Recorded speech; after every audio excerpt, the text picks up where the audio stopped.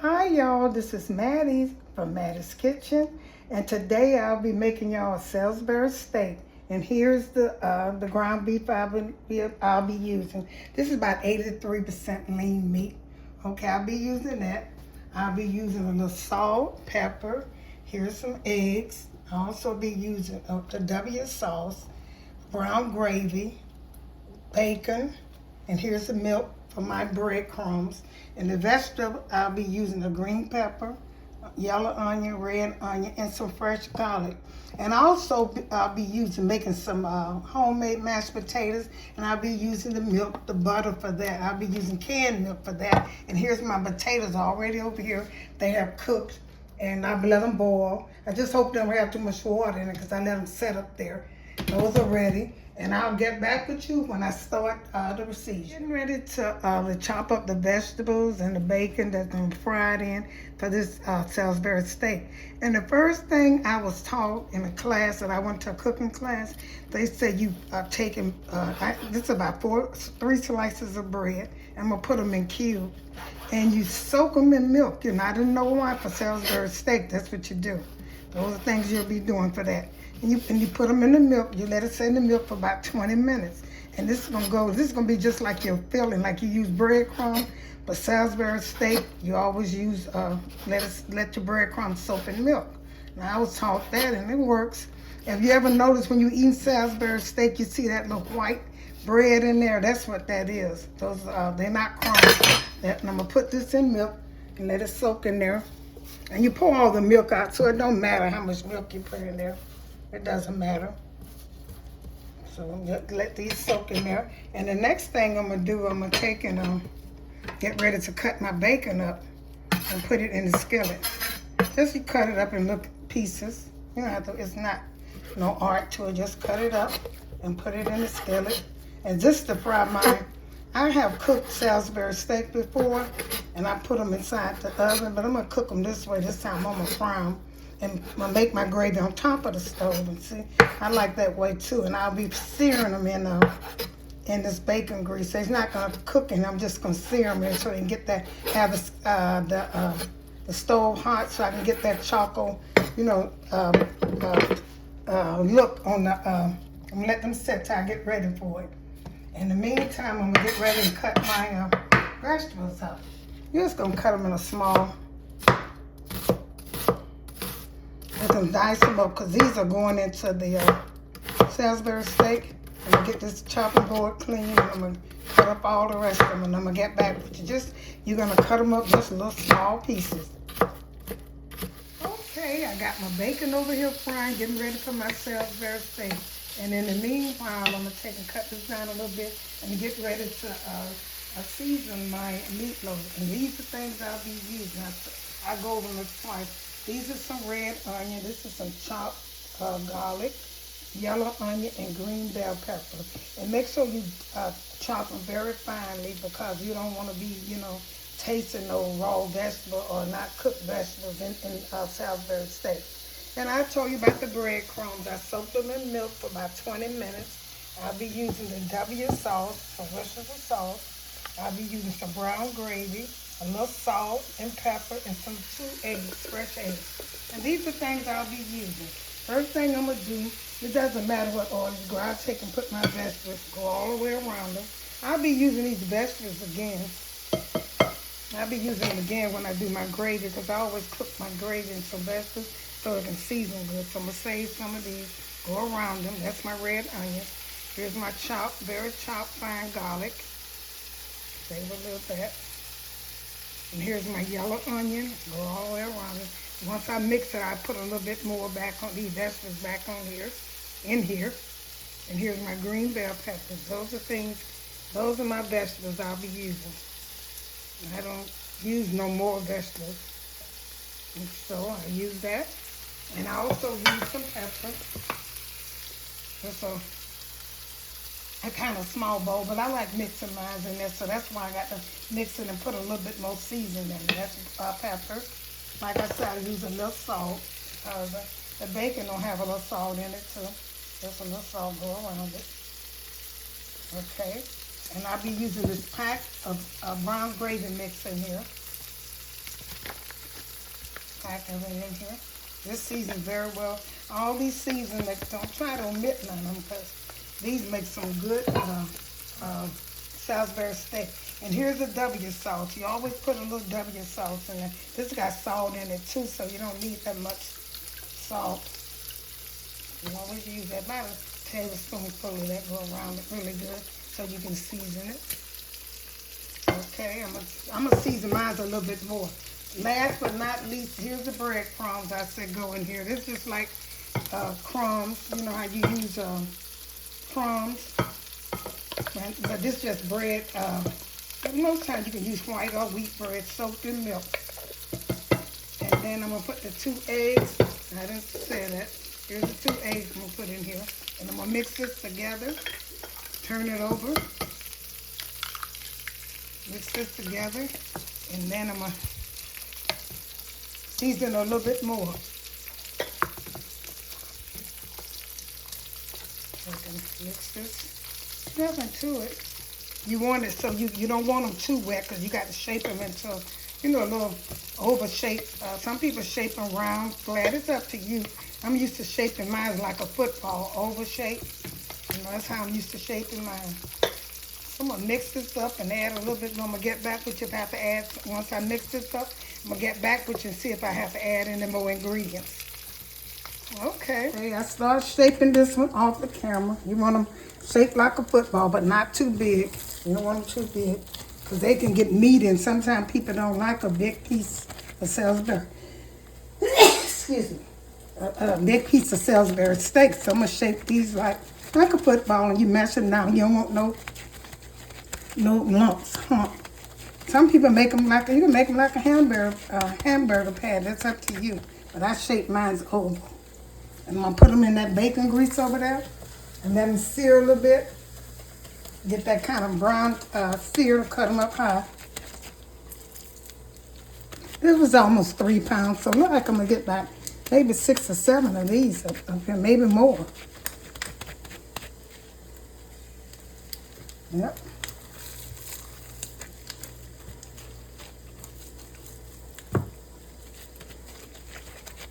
I wanted to get that bacon taste on them, and then I'm gonna fry my, I'm gonna make my gravy out of that same grease over there.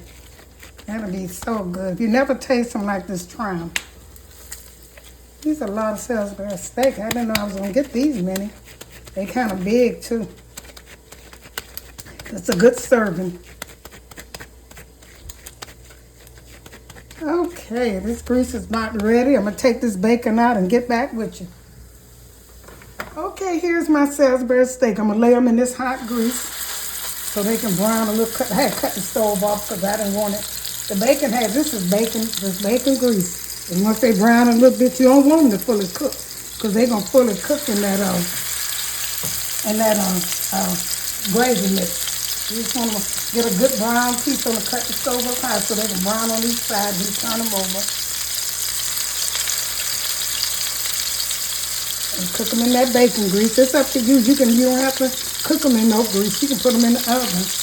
A lot of people do, but I'm going to try them this way. I got them on my channel in the oven. So if you don't like this way, you can put them in the oven. But this is the most tastiest way to me. Take this grease and pour it on there.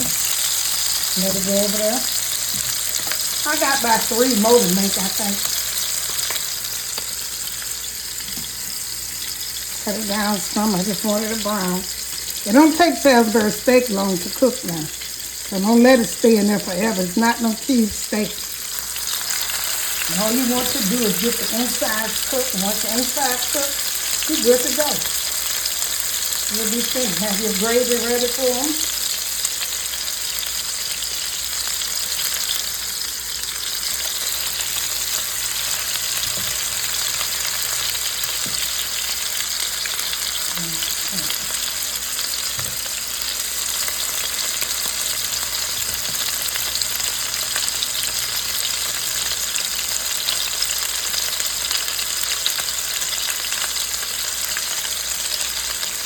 Okay, I got about 2, 4, 6, 8 of them, so I'm kind of let them turn around a little bit so I can be able to turn around and get ready to start making my gravy. Okay. the look I want to give them. They're not done all the way. They're going to finish cooking in the gravy on top of the stove. These are so good. They smell good. Now I'm getting ready to make my gravy.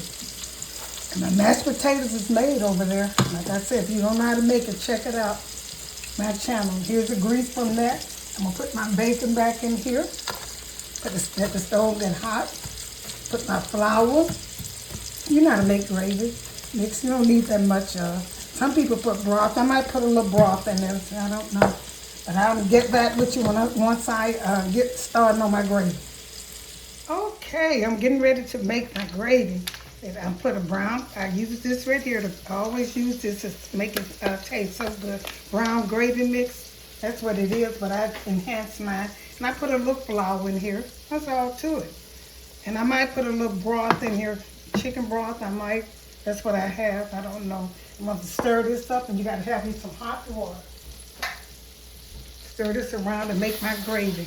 Look at those Salisbury steaks. They're going to finish cooking in here. These going to be some delicious. You better try you some of these. That bacon grease, that all those ingredients, those fresh vegetables, gravy mix, and the W sauce, all those things came with them. I put a little bit more flour because I want a little bit more gravy. But you're going to have equal amount of flour. Just you make a paste. That's what you're making, a paste. You're not used to stick those, use flour and water for paste and stuff. It's about the same as that. Cut it up. You know it takes pepper. It takes pepper and salt. You have to taste it. I mean, because if you don't have enough salt in gravy, it's not. You wonder why it don't taste right? Because you don't have enough salt, and that's pepper. So I'm gonna pour this water in here so I see how I got it.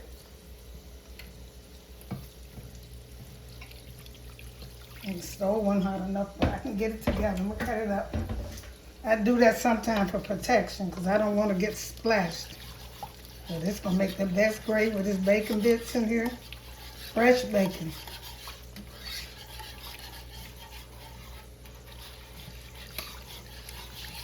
You know, it's a Salisbury steak. I'm gonna let them cook until they get tender. You know, in the middle, I just blanched them, got them chunk of look on the outside of it because I didn't want it to cook all the way through. I wanted to simmer in this gravy, and that's what I'm aiming for. Let this get hot. I got about 7 of them. This will fit. So this bacon is seasoned too. Put a little bit more flour in here, just a little bit more.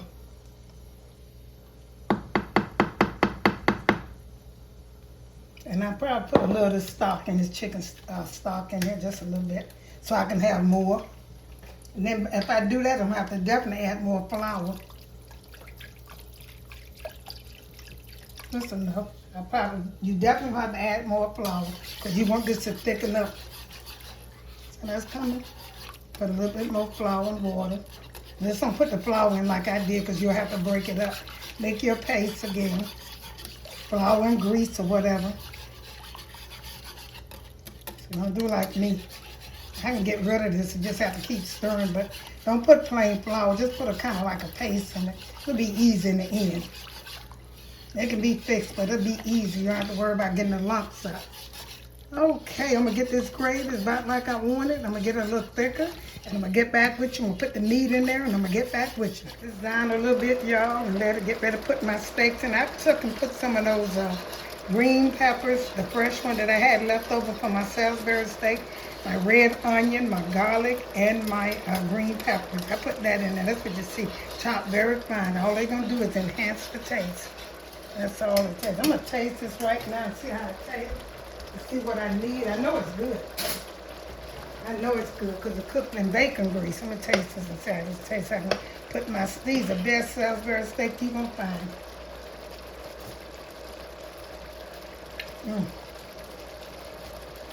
This is good. This is good. I'm gonna put a little bit more broth in here. It's delicious.